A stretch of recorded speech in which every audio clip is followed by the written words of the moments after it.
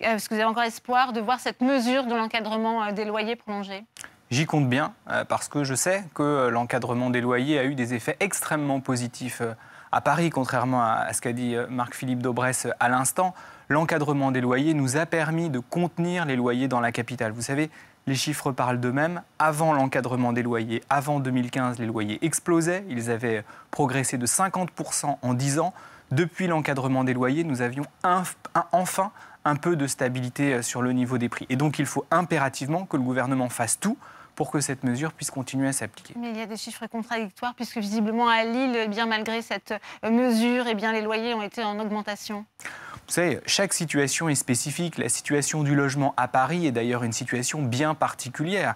Aucune ville en France ne connaît une telle tension sur le marché immobilier.